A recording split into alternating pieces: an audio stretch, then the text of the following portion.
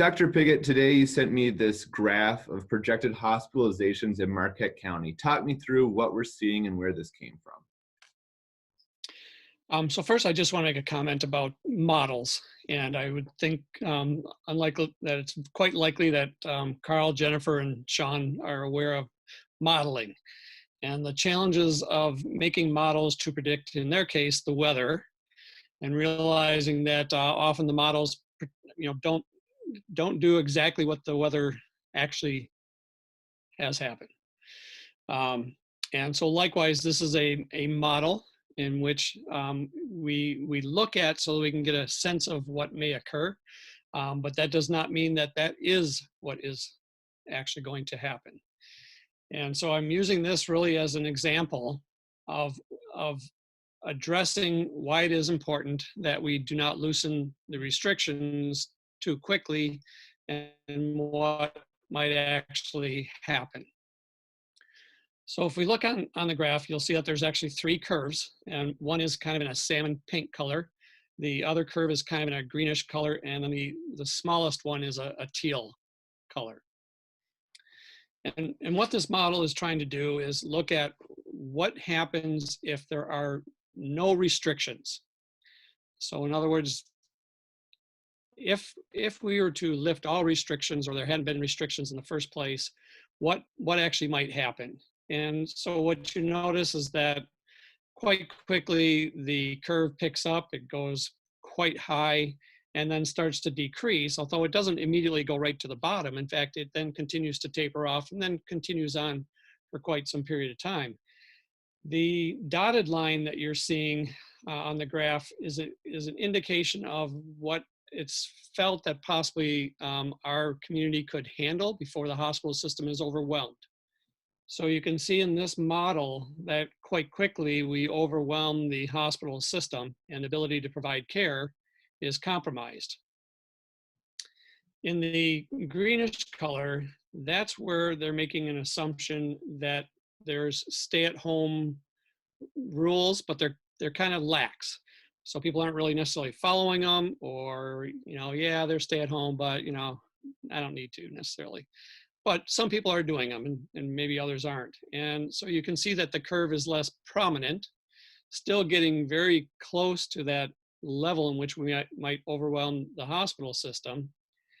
And both of these graphs you have to look at that, although we're talking about area under the curve, we're actually talking about people, and we're talking about people's health.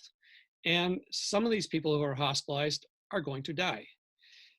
And so we need to be trying to keep these curves small. And when you look at the last curve, or the third one there, that's in the teal color, that's if we keep very strict stay-at-home rules. And you can see the numbers stay fairly small. They are manageable. People are continuing to still get ill and still being hospitalized, and unfortunately some will still pass away. But that number is much smaller. We flatten the curve and we extend it out further. And that's really what we want to do ideally. In reality, our economy is also quite important. And I don't want to minimize that, and I'm not going to pretend that I'm an economist either. But how do you balance human illness, human life, or death, and getting our economy up and running again that otherwise supports our usual activity? And that's quite a trick. So if I refer back to the graphs, at any time, let's just say we're doing really well. And I think in Marquette County, we are doing well. Our numbers are small. And I think we really are probably more on this teal or maybe the green one, but we're so early yet that those have not distinguished themselves. If you look on the left-hand side of that curve, they're really the same at the beginning. Well, I want to be optimistic, so I'm thinking that ours are the same and hopefully will remain on this teal line. But if all of a sudden we release the restrictions, we loosen them up, at any time we can go back to that salmon curve. And that's where we also start increasing the number of people that become ill. That increases the number of people that are hospitalized, and unfortunately, that increases the number of people that pass away. So how do we start to increase? There really isn't a good playbook on this, although history helps us know what's happened in the past. But that history really is the 1918, 1919 Spanish influenza. And there are comparisons looking at towns that opened up early, and then you see a second wave. In other words, that next spike, because they returned to the old curve. And you see other areas that maintain their restrictions and their curve continue to be flatter than what might otherwise happen. So that's our concerns in regards to trying to lift our restrictions. When I look back in regards to the timing and the way that often we see what's being presented, it gets presented as this is what the nation's doing. This is what New York is doing. And it may be that New York is starting to plateau, but this doesn't happen uniformly across the nation. So just because that's happening in New York does not mean that that's what's happening here. In fact, we're behind, at least a matter of weeks behind what's happening to them. So we have not even yet begun to substantially see an increase in our numbers. We look at our own curve of people that are developing COVID. And right now, the number of new cases that we have per day is actually right around one, slightly less than one. Clearly, we've had some days, and this is by symptom onset, not by the day that it shows up on MDHHS, but this is by the onset of their symptoms. So on some days, we've had 3, other days 0, some days 2, but in general, when you look at it, it averages out at just a little bit less than 1 per day, and it's not increasing. What happens if we use Detroit or New York as an example is not only did they have to start out first low, but then their curve started increasing, and then they hit the exponential increase where that curve just takes off, and that's that salmon curve. As the restrictions get loosened, we will be concerned that our curve takes off, but hopefully we'll be able to have enough testing, which is still a challenge, but be able to be testing those people if they're developing symptoms such that we will have a sense of our deviation from our curve. If we can do that and we can relay that information back, then possibly you slow things back down again. Or if on an incremental basis you increase and everything's staying really pretty flat, maybe we can expand a little bit more.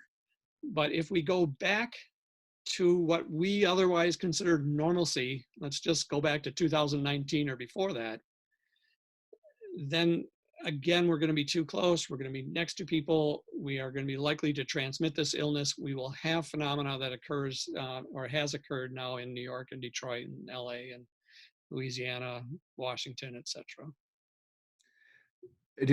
For what the governor has talked about this week about reopening parts of the state in phases, what's the message you hope Upper Michigan residents hear right now, Marquette County residents hear, knowing what we know about case numbers and what maybe the rest of the state is looking at? Well, I really do hope that the state of Michigan does take a incremental or phased approach that is regional, because as I mentioned, we are likely weeks behind what has taken place in Lower Michigan, and for us to open up at this point in time, we may see our numbers increase substantially, and none of us want to see that. So on the other hand, we realize that we have to at some point start expanding. And so we will certainly be looking at the state for that direction, but we're going to be watching what takes place in our own cases. I have concerns then that I know there's a lot of pressure where people want to be done or have the restrictions released before April 30th. If you look at these predictions, you'll see that the peak for even just the 3-month lax scenario is not until mid-June. So we would be releasing restrictions prematurely. The next challenge we're going to have is that the UP is very much dependent upon tourism. That's motion, that's people moving, that's people coming from all over. And I forget the exact number of how many millions came to Pictured Rocks alone last year. But think of 1 million or more people coming to Alger County and coming from all across our nation as well as all across the world. That is a worry. So again, how do we do this? And there isn't a clean answer other than we need to try and do it as carefully as we can, acknowledging that simply the economy being shut down is hurting people also. I'm going to ask 2 more questions. First is about testing. The state is saying now people with mild symptoms can be tested. Is that true from what you know in Marquette County? Not yet. Just earlier this week, just having the reagents to run the test was limited. And part of that was limited just simply because of our weather and the snowstorm we had on Sunday and Monday. Because the amount of the reagents that are being delivered, they're generally speaking only delivering relatively small amounts and trying to distribute it across large areas, but then trying to refill those quickly. So nobody really necessarily has a large reserve of the reagents just to be able to do the test. There seems to be less of an issue now with the swabs and the viral transport media, but I'm saying that cautiously in that so far it seems like we've had enough of those to meet the needs at this point. But the priority criteria just got opened up. And the caveat to that, and Dr. Khaldun was fairly clear on this, is that we are to only be doing mildly ill individuals if we've met all the priorities that precede that level. And I would like to see that testing, because that is the type of testing we need to actually get a sense of what is the burden of this disease in our county. And without that, I'm still left relatively blind or having to deal with models, as opposed to actually knowing at any given time the prevalence of the infection in our county. And I just want to ask, we've talked about this before, but when you do get a positive case, a positive test result back, or before that, what kind of research are you doing with these test cases or the positive patients to find out the risks of transmission and spread in the community? Yeah, that's our contact tracing, and that's a word that now is, I think most people have probably heard at this point. That is a tried and true method that epidemiology has utilized from many, many years back to try and identify those who may transmit disease. And in this current situation, what currently happens is if a person is ill and is seen and a test is performed, then the provider who's ordering the test is to fill out a form that's called a person under investigation form. That form is then sent to us at the health department, and that's well before we even get the results of the test. But when we get that person under investigation form, we then contact these individuals. Now, at the time in which the person's being seen, generally the providers will be explaining to this person that they need to be going into isolation and the rest of the measures. But we follow up on that to assure that they understood them, that they're able to follow through on them, that they have the resources that they can meet those, or to answer additional questions that they might have. We try to keep in contact with them until the test result is received. That turnaround now, fortunately, is just a matter of days at this point, whereas at one point we were weeks. And so truly, one of ours even was 3 weeks old by the time we got the result. And we're we're blind in those situations, other than to make sure we're taking all the appropriate precautions that we can based on what we know. So that's why we want to start it right at the beginning. Now, here's my point, I guess, and my concerns about why sometimes decisions are made statewide as opposed to regionally. And I'm not trying to be overly critical of the state. This is a difficult thing to do. But this week, earlier this week or late last week, as they were opening up the priorities, they also made a decision that the PUI forms were no longer required. And that's because downstate, once there's widespread transmission throughout your county, contact tracing does not really help any longer, because the likelihood of you getting exposed is just as much in this location as the next location. But we're not there. We want to contain this. But when that occurred and the PUI forms were not going to be necessary, I put out a letter to all our healthcare providers to please keep sending us those forms so that we can keep contacting people well ahead of them ever getting the test results. When we get the test results and it's a positive, now we go into even that much more detail with this individual as far as where have they been, and presumably they've only been home in the time frame in which they were first contacted. But because of our stay home orders right now, presumably they've been staying home also, unless they're a critical worker or there are some other exceptions. But in that case, then we are limiting right off the bat the likelihood that they are in contact with other people. But we want to know, if they have been in contact, who is it that they're in contact with? We do obtain those names. We contact those people. We get additional history from them as far as, are they experiencing any symptoms, and how is their health? We also are looking back about 14 days from their onset of symptoms, because we want to get a sense of who were they exposed to, and is there a linkage to somebody we can identify outside of our community or within our community, because that has to do with our community spread.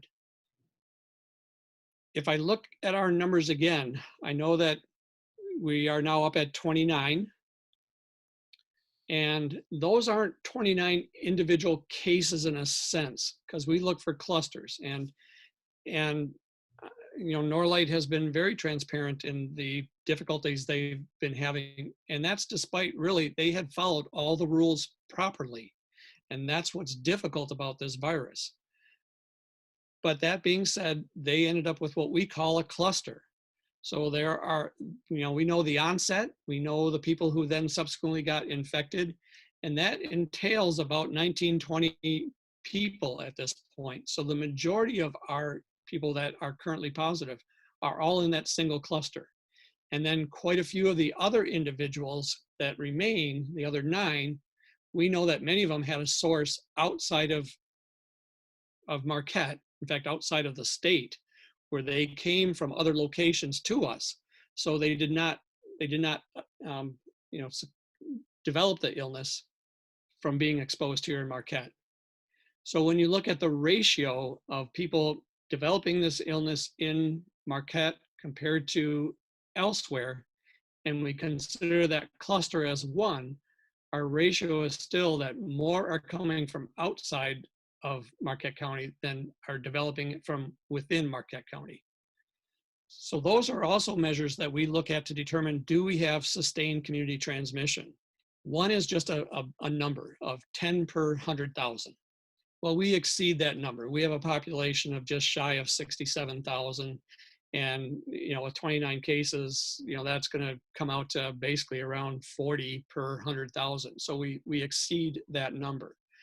But what I already mentioned earlier is that we are not seeing an increase in the number of new cases. In fact, that's been quite flat. And when you look at where the likelihood of exposure is, our ratio is still where more have come from outside than from within our community. And so we only meet one of the 3 criteria, and currently 2 out of the 3, we don't meet the sustained community transmission. again, because of the timing of our tests and the turnaround, I really am kind of talking about last week. That still bothers me because maybe this week now, it's actually not the case. In fact, the incubation period you have to consider as well. And so really, again, we're maybe a couple of weeks behind in what our knowledge base is as far as people getting exposed, but not yet ill, versus those who are ill, but we don't have the test, versus those who are ill and we have the test result. Okay. Dr. Piggott, thank you so much for your time again and for everything that you're doing right now. I appreciate your time, and I appreciate this one, at least having the opportunity to try to explain in a little more detail. And I know you're getting lots of questions about this and the numbers, and I guess to me, as well as we can try and communicate, and with your help doing so, hopefully that helps with our community's understanding. Absolutely. Thank you so much. Take care.